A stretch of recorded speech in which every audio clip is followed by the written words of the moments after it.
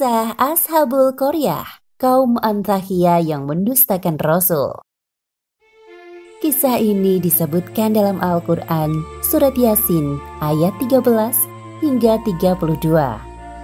Dalam kisah ini, kita akan menyaksikan keberanian seorang pemuda saleh dalam memperjuangkan keimanannya saat melawan kaum yang mendustakan para Rasul Allah. Ashabul Qaryah adalah sebutan bagi sekelompok penduduk yang tinggal di suatu negeri bernama Antakya. Negeri Antakya ini dipimpin oleh seorang raja yang lalim dan kejam bernama Antikas. Raja Antikas sangat memuja berhala dan kemudian diikuti oleh penduduk Antakya. Pada suatu hari datang dua rasul atau utusan Allah ke negeri Antakya.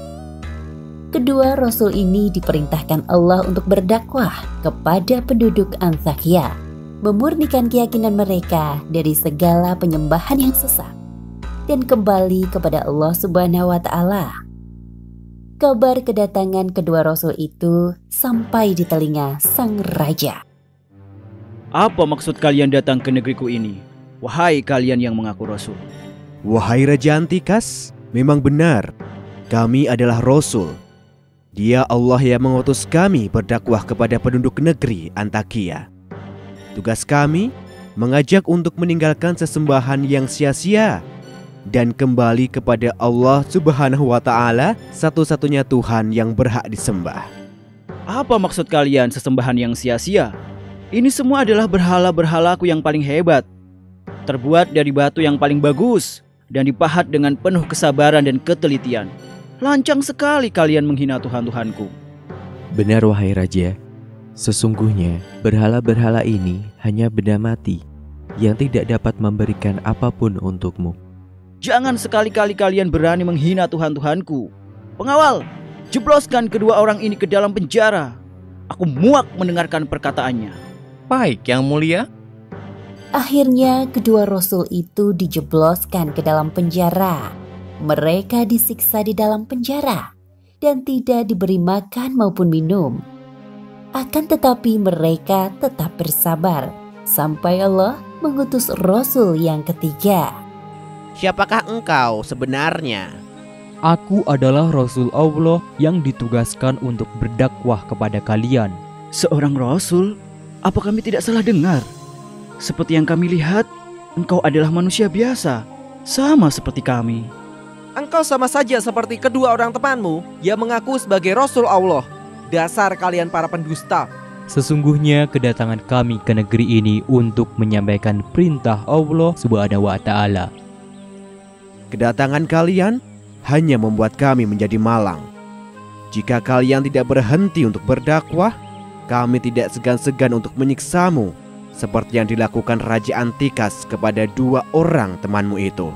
Ketahuilah, sesungguhnya kemalangan itu karena ulah kalian sendiri. Penduduk Antakya sangat menentang kedatangan Rasul yang ketiga ini. Mereka tidak mempercayai bahwa orang yang berada di hadapannya sekarang adalah seorang Rasul.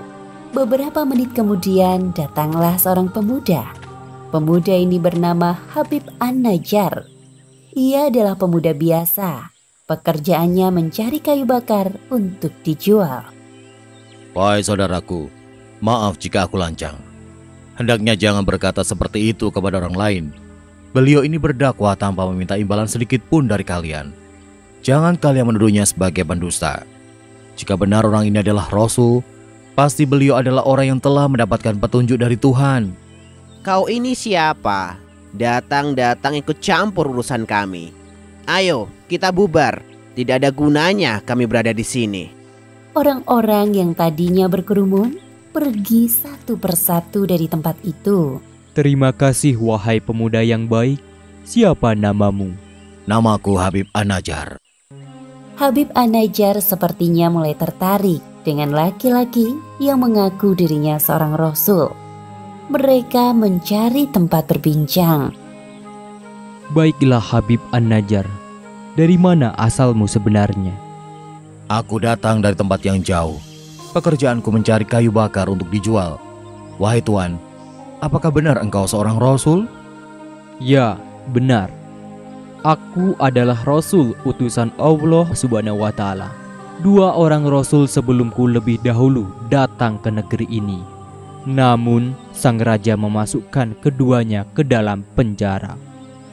Habib An-Najjar mulai berguru kepada Rasul ketiga ini dan menjadi pengikut setianya. Ia mempelajari segala hal tentang Allah Subhanahu wa Ta'ala. Pada suatu hari, Habib An-Najjar mengumpulkan para penduduk Antakia di sebuah tanah lapang yang luas. Wahai penduduk Antakia, aku mengumpulkan kalian semua di sini karena ada hal penting yang ingin aku sampaikan. Hei, pemuda kayu bakar, apa hal penting itu? Cepatlah bicara. Jangan membuang waktu kami sia-sia dengan datang kemari. Beberapa hari ini aku telah berguru kepada seseorang yang kalian dustakan kerasulannya. Banyak sekali ilmu yang aku dapatkan dari beliau. Ketahuilah saudaraku, sesembahan kalian, berhala-berhala itu adalah benda mati yang kalian buat dan kalian hancurkan dengan tangan kalian sendiri dengan mudah. Coba pikirkan baik-baik, apakah Tuhan itu zat yang bisa diciptakan dengan kreasi tangan manusia? Bukankah sebaliknya, Tuhan yang menciptakan manusia? Orang-orang yang berkumpul mulai berbisik-bisik satu sama lain. Dalam hati mereka mulai tersentuh dengan ucapan Habib An-Najjar. Apa maksudmu berkata seperti itu, wahai pemuda kayu bakar? Kau ingin menggoyahkan iman kami dengan membuat pernyataan seperti itu? Sepertinya kau mulai terhasut dengan laki-laki yang mengaku dirinya Rasul ini. Wahai saudaraku, aku mengatakan kebenaran. Mari kita tinggalkan berhala-berhala yang tidak dapat melakukan apa-apa. Sadarlah wahai saudaraku, sesungguhnya apa yang kalian lakukan selama ini adalah sia-sia. Seperti yang disebutkan dalam Al-Quran surat Yasin ayat 22. Mengapa aku tidak menyembah Allah yang telah menciptakanku, dan hanya kepadanya lah kamu akan dikembalikan. Diam kau! Orang-orang mulai geram dengan keberanian pemuda pencari kayu bakar ini.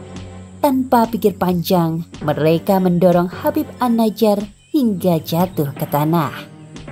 Aku beriman kepada Allah Subhanahu wa Ta'ala. Wahai Rasul Allah, jadilah saksi atas pengakuan keimananku. Sesungguhnya keberanianmu ini yang mengantarkanmu ke syurga, wahai pemuda syaleh. Dengan tubuh penuh luka, pemuda saleh ini menghembuskan nafas terakhirnya. Beberapa hari setelah kematian Habib An-Najjar, Allah Subhanahu wa Ta'ala mengutus malaikat turun ke negeri Antakia dan menghancurkan para penduduknya dengan satu goncangan besar. Seperti yang disebutkan dalam Al-Quran surat Yasin ayat 29. Tidak ada siksaan terhadap mereka, melainkan dengan satu teriakan saja. Maka seketika itu mereka mati.